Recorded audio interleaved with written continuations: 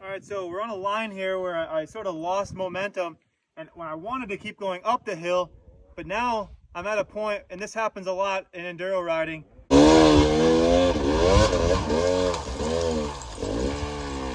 We're stuck in the middle, and now maybe we need to side hill across, so I might need to dig a little bit of a hole to kind of launch my bike and get a little bit of momentum established.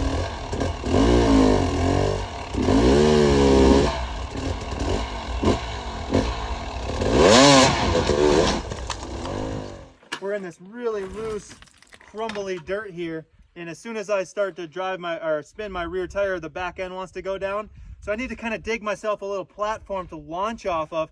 I just want to talk about some nuance of actually digging the hole and making the hole a little bit bigger than the wheel itself, so that there's room to roll back and forth and get yourself a little bit of leeway to launch. So you'll notice this is the rear tire, and this is the hole we've dug. We don't want, the hole's a little bigger than the tire in proportion to real life here, but you don't want the rear tire. This is all the loose stuff you just kicked back here, this little mound. You don't want the rear tire on top of all that loose stuff when you gun it. You want it more down in here, like we have right here.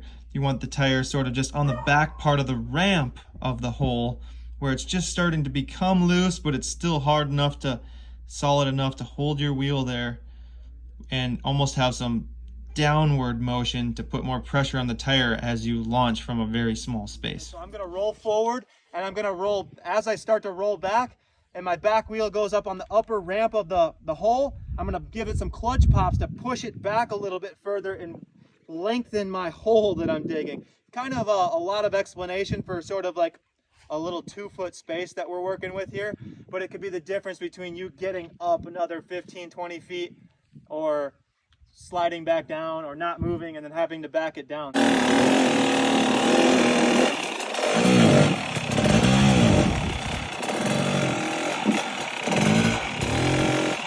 So you'll notice I'm going to be rolling back and forth here. As I start to roll back, as I've dug this hole, I'm going to sort of clear it back a little bit, and then I'm going to roll forward and dig the hole in front of me a little bit. So now that I have more of a space, I've got down to a little bit more solid ground, and there's a little bit more gap in the hole here, so I can roll to the back of the hole. The front of the hole is clear, so that I have a little bit of forward momentum, or I can get a little bit of forward drive by rolling without being stopped by a bunch of crumbly stuff. It can be a good way to propel yourself forward a little bit further.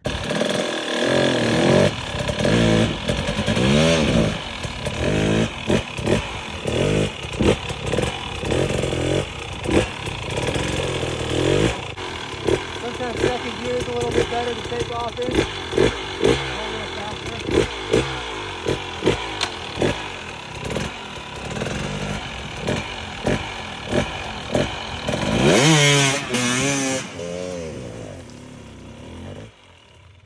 Okay, that got me quite a bit farther than I expected. Now when I roll backwards, I give it the clutch pop when it's at the back of the hole here. That way I can lengthen my hole a little bit, lengthen my launch pad.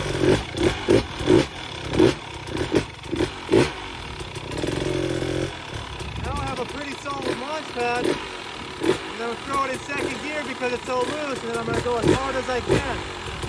Throw my body forward. I'm going to try not to spin immediately. I'm going to roll a couple inches and then let it go.